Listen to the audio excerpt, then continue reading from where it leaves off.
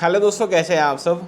दोस्तों, आपके CA foundation के एग्ज़ाम्स अब जो है ओवर हो चुके हैं और यहाँ पे एक बहुत ही क्रूशियल डिसीज़न आपको जो है लेना होता है, जो कि आप स्क्रीन पे देख सकते हैं कि एग्ज़ाम्स ओवर होने के बाद अभी मस्ती करनी है या पढ़ाई करनी है या क्या करना है। ठीक है, ये एक ऐसा टाइम होता है आपके एग्ज़ाम्स ख़त्म होने के बाद से लेकर रिज़ल्ट आने तक के बीच में, जो कि अगर आप फेल हुए, इन केस ऐसा हुआ, तो वो अगले अटेम्प्ट में आप क्लियर करोगे या नहीं करोगे, ये टाइम जो है वो डिसाइड करता है कि क्या होगा।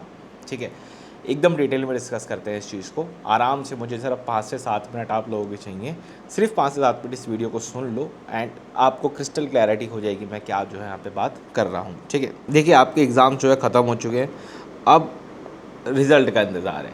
अब 1-1.5 महीने बाद वो जो क़यामत की रात आएगी, उस दिन आपका जो है रिज़ल्ट अनाउंस किया जाएगा। उस रिज़ल्ट में 2 चीज़ें ही होंगी श्योर शॉट।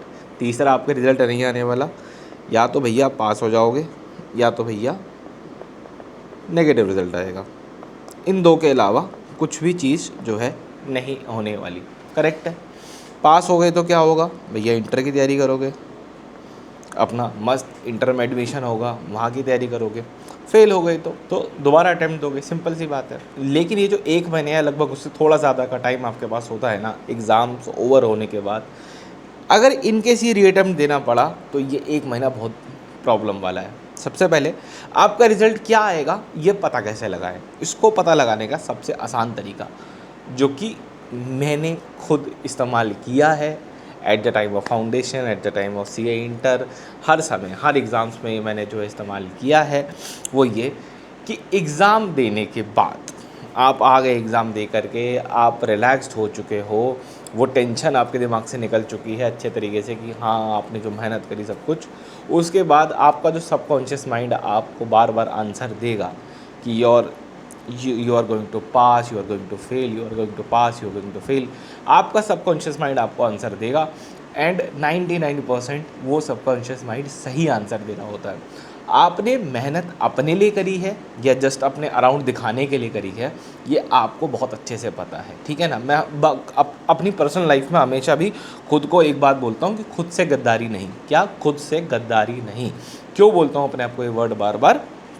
कि हमारा सबकॉन्शियस माइंड हमको जानता है, अच्छे से जानता है कि आप क्या कर रहे हो, आप क्या वहाँ अटेम्प्ट कर कर आए हो, या आपका दिमाग आपसे जानता है और वो आपको अच्छे से इस चीज़ का आंसर दे देगा। अगर आपको लग रहा है कि भाई नहीं गया, मज़ा नहीं आया, कुछ भी बात बिगड़ सकती है, स्ट्रेट अवे अपने आप को फेल कंसिडर कर लो, फेल कंसिडर कर लो। मैं जानबूझ के ऐसे वर्ड यूज़ कर रहा हूँ, आपको लगेगा नेगेटिव बातें क्यों कर रहा हूँ। अभी अभी तो हम एग्ज़ाम दे करके आए हैं, लेकिन मेरी बात मान के देख लो, ये जो सलाह मैं आपको दे रहा हूँ ये काम बहुत आने वाली है आपके। किस तरीके से? चलो, अभी पास वाली कैटेगरी को तो साइड छोड़ देते हैं, वहाँ तो आपके साथ कंग्रेचुलेशंस टू यू, आप पास हो चुके हैं, इंटर की तैयारी कर रहे हैं, सब कुछ वो अलग चीज़ है। ठीक है, हमें बात करनी है इस सेकंड वाली कैटेगरी से जहाँ आप री अटेम्प्ट की तैयारी करोगे। इसमें आपको क्या करना है? सबसे पहले तो एग्ज़ाम्स ओवर हो गए। ठीक है, इस पूरे एग्ज़ाम के अंदर 2-2.5 महीना 3 महीना जो भी तुमने प्रिपरेशन करी है, इसमें ये वाली वेब सीरीज़ रिलीज़ हो गई, वो वाली वेब सीरीज़ रिलीज़ हो गई, मुझे दोस्तों के साथ ये करना था, मुझे तो ये करने जाना था। 5-6 दिन निकालो इस चीज़ के लिए डेडिकेटेडली। 5-6 दिन में बहुत ज़्यादा बोल रहा हूँ, मतलब तुम्हारे पास बहुत लंबी लिस्ट है तो 5-6 दिन लगेंगे, और दबा के ये सब करो, दबा के। पढ़ाई नहीं करनी बिल्कुल भी, बिल्कुल भी। एक भी तुम्हें कोई केस लॉ याद नहीं आना चाहिए, कोई सेक्शन याद नहीं आना चाहिए, कोई फॉर्मूला तुम्हें याद नहीं आना चाहिए। बिल्कुल बिल्कुल रज के तुमको जो है मस्ती करनी है, रज के। मैं फेल वालों के लिए कह रहा हूँ, जिनको ऐसा फील हो रहा है कि यार मेरा एग्ज़ाम नहीं निकलेगा। ठीक है, रज के तुम्हें मस्ती करनी है, पहले वो मस्ती करो। ठीक है, उसके बाद अब आते हैं। अब यहाँ पे जो चीज़ हम बोल रहे हैं पास और फेल, ये अजम्पशन बेस पे बोल रहे हैं। रिज़ल्ट तो नहीं आया है अभी, रिज़ल्ट तो अभी आएगा 1-1.5 महीने बाद। ठीक है ना, अभी तो हम अजम्पशन बेस पे कह रहे हैं। तो मैं आपको चीज़ें ऐसी बताता हूँ कि इनकेस अगर आप पास हो भी गए तो भी आपको फ़ायदा मिलने वाला है। सबसे पहले, यदि आपको ऐसा लगता है कि आपका लॉ का एग्ज़ाम बेकार गया है या फिर आपका लॉ कमज़ोर है, ऐसा आपको लगता है, लेकिन हो भी सकता है सब कुछ अच्छा चला गया हो भी सकता है एग्रीगेट वगैरह समहाउ करके पास हो जाओ। ठीक है ना, किस्मत का भरोसा नहीं है। तो आपको करना क्या है कि ये जो री अटेम्प्ट वाले केस के अंदर आप आते हो ना, ठीक है, सबसे पहले सीधा सीधा कंपनी लॉ उठा लो। इस कंपनी लॉ को उठा के पढ़ना शुरू कर दो। क्यों? अगर पास हो गए, इन केस पास हो गए, तो इंटर में फिर से पढ़ना है, पूरा कम ले लो, इंटर में फिर से रिवाइज करोगे। ठीक है, तो ये एक अच्छा बेनिफिट है। यहाँ पे आप पढ़ना शुरू कर दो वापस से इंटर अपना, मतलब वापस उठा के कुछ भी पढ़ो, उठा के पढ़े जा रहे हो, रीड कर रहे हो, नोट्स रिवाइज कर रहे हो, ये सब कर रहे हो, वो सब करना शुरू कर दो। इसके साथ और क्या करोगे, अगर फेल की फीलिंग आ रही है भी इसके साथ और क्या करोगे, तो अपने डर से जीतो। ये क्या डायलॉगबाजी कर रहे हो, ये क्यों ऐसी बातें कर रहे हो, समझाओ थोड़ा सा। देखो डर से जीतोगा क्या, देखो मैं तुम्हें वही सब बता रहा हूँ जो मैंने किया है, मैं कुछ भी ऐसा नहीं बता रहा जो आउट ऑफ द बॉक्स कहीं से तुम्हें कहीं से पढ़ी पढ़ाई बातें नहीं, जो मैंने अपने साथ किया है, अपने अटैम्प्ट्स के अंदर मैंने किया है, वो तुमके साथ शेयर कर रहा हूँ। ठीक है, अपने डर से जीतो। कैसे जीतो, आपको लग रहा है आपको फेल की फीलिंग आ रही है, ठीक है, आपको लग रहा है कि आप फेल हो जाओगे, तो वो फेल की फीलिंग का कारण क्या होगा, प्रिपरेशन ही तो होगा कि कहीं ना कहीं कुछ ना कुछ मिसिंग होगा, कहीं ना कहीं कोई ना कोई चैप्टर छोड़ के गए होंगे, कोई ना कोई टॉपिक छोड़ गए होंगे, डर के मारे छोड़ दिया होगा कि इसके अंदर तो रॉकेट बनाना सिखा रखा है, ये तो मैं कर ही नहीं सकता, या ये टॉपिक मेरे समझ में नहीं आता, बस उसके पीछे पड़ जाओ, उसके पीछे हाथ धो के पानी पी के सब कुछ ठंडे पानी से नहा के जो भी तुम डायलॉग यहाँ पे जोड़ना चाहो जोड़ लो, इस टॉपिक के पीछे तुम्हें पड़ जाना है बुरी तरीके से और क्रश कर देना उस टॉपिक को उठा के, जिससे भी डर लगता है, जिससे भी डर लगता है।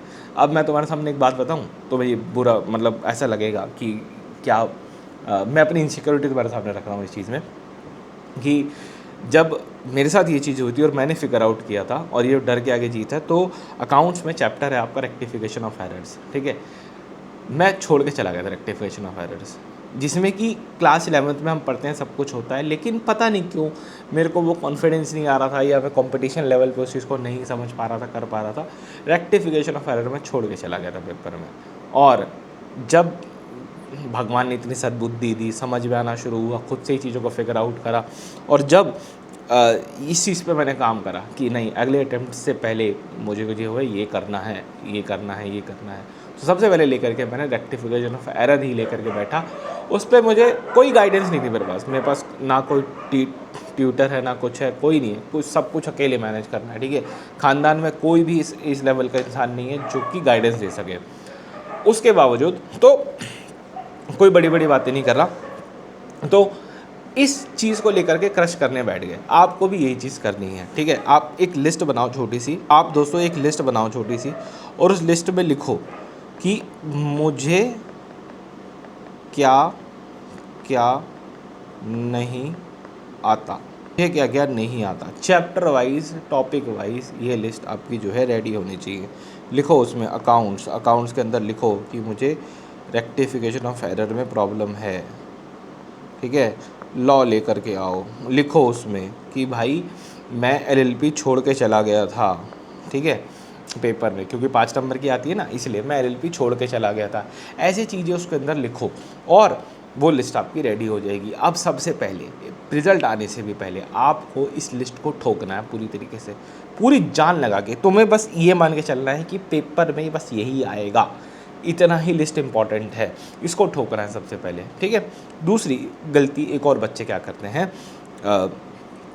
जब आपका मान लो आप तैयारी नहीं कर पाए इस 1-1.5 महीने में, कोई तैयारी आप नहीं कर पाए, आपने तभी स्टार्ट करा, बाद में स्टार्ट करा, उस वाले सिनेरियो में भी कर लें, तो एक समस्या यहाँ पे क्या आती है कि आप एक तो 1-1.5 महीने बाद जब पढ़ने बैठते हो तो एक तो रिदम टूट चुका होता है पढ़ने का, ठीक है, जिस ऊर्जा से जिस निष्ठा से तुम एग्ज़ाम से जस्ट पहले पढ़ रहे होते हो, समझ लो जिस सीरियसनेस के साथ तुम पढ़ रहे होते हो, 1-1.5 महीने के गैप के बाद तुम उस सीरियसनेस से नहीं पढ़ते, और वो सीरियसनेस वक्त के साथ धीरे धीरे बिल्ट होती है, और वो जब तक बिल्ट होती है तब तक एग्ज़ाम बहुत पास आ चुके होते हैं। करेक्ट, मैं इस चीज़ को ठीक बोल रहा हूँ। जब आप 1-1.5 महीने बाद पढ़ने बैठते हो दोबारा, तो सबसे बड़ी समस्या क्या होती है कि ये तो मुझे आता है, ये तो मुझे आता है, ये तो मुझे आता है करके आप छोड़ना शुरू कर देते हो। कि किस तरीके से, जैसे एग्जांपल अपने अकाउंट्स खोला, अकाउंट्स में आपने देखा कि यार BRS है, बैंक रिकन्सिलिएशन स्टेटमेंट, ये तो मुझे आता है, ये तो बड़ा बेसिक्स है। कंसाइनमेंट, हाँ उसमें 3 टाइप की एडजस्टमेंट होती है खाली, ये भी मुझे आता है, ये मैं कर लूँगा, बाद में कर लूँगा इसको कोई दिक्कत नहीं। अकाउंटिंग स्टैंडर्ड पढ़ लेता हूँ, वो इंपॉर्टेंट है, ठीक है। अच्छा कॉन्सेप्ट वाले क्वेश्चन, हाँ हाँ वो तो आते हैं मेरे को, कोई दिक्कत नहीं, इसको हम बाद में पढ़ लेंगे। तो ये जो तुम करते हो ना, ये भी तुम्हारी कहीं ना कहीं गोभी खोदता है। कैसे खोदता है? क्योंकि तुम्हें लगता है कि तुम्हें आता है, लेकिन एक्चुअल बात यह है कि तुमने उसकी रिवीजन कुछ महीने पहले करी हुई। अब जब तुम उसको और दो मतलब समझ लो तुमने आज से 1-1.5 महीना पहले उसको पढ़ रखा था, 2 महीने पहले उसको पढ़ रखा था, अब तुम उसको आज टाल दोगे, उसके भी और 1-1.5 महीने बाद पढ़ोगे, 3 महीने बाद उस टॉपिक को दोबारा पढ़ोगे जब, तो वो फ्रेश सा फील होगा, काफ़ी सारी चीज़ें तुम भूल चुके होंगे। तो सबसे पहली चीज़ आपको ये बिल्कुल नहीं करना कि ये मुझे आता है, ये मुझे आता है, आपको पूरा सिलेबस चाटना है, ठीक है। सीए एग्ज़ाम्स के अंदर किसी भी लेवल पे, चाहे इंटर हो, चाहे फाइनल हो, चाहे फाउंडेशन हो, तीनों के अंदर एक चीज़ कॉमन है। इस पूरी इन सभी एग्ज़ाम्स को चीज़ डिफ़िकल्ट पता है क्या बनाती है? इसके अंदर का जो कंटेंट है वो मुश्किल नहीं है, वो पढ़ना समझना बिल्कुल भी मुश्किल नहीं है। मुश्किल है इसकी वास्टनेस को कवर करना, ये बड़ा बहुत है, ठीक है। आपको याद बहुत कुछ रख के जाना है अपने एग्ज़ाम्स के लिए, और वही एक चीज़ है जो आपको जो है पूरा की पूरी समस्या में डालता है। वो प्रॉब्लम, सारी प्रॉब्लम जो है इसी चीज़ से आती है। हर इंसान इसी चीज़ से परेशान है कि भैया बड़ा बहुत है, बड़ा बहुत है, और आपको भी इसी से जूझना पड़ेगा। और उस बड़े बहुत के लिए आपको उसे छोटे छोटे चंक्स में तोड़ तोड़ के हज़म करना पड़ेगा। तो उसको हज़म कैसे करना है वही मैं आपको जो है इसमें समझा रहा हूँ, ठीक है। आप क्या करोगे, आप एक लिस्ट बनाओगे कि मुझे क्या नहीं आता, वो लिस्ट आपकी रेडी होगी। वो लिस्ट आपकी जो है चैप्टर वाइज रेडी होगी, सॉरी वो लिस्ट आपकी जो है टॉपिक सब्जेक्ट वाइज रेडी होगी, फिर उसमें टॉपिक वाइज भी रेडी हो सकती है, वो आपके ऊपर है। और आप पढ़ना शुरू करेंगे। सबसे पहले आप कंपनी लॉ पढ़ेंगे, कंपनी लॉ अपना खींचना शुरू कर दो, और कंपनी लॉ के साथ साथ पूरे दिन में हमेशा तो कंपनी लॉ नहीं पढ़ोगे, अब हमेशा तो कंपनी लॉ नहीं पढ़ोगे, उसके साथ साथ अपनी एक टॉपिक वाली लिस्ट बनाओ और यहाँ पे पढ़ना शुरू कर दो।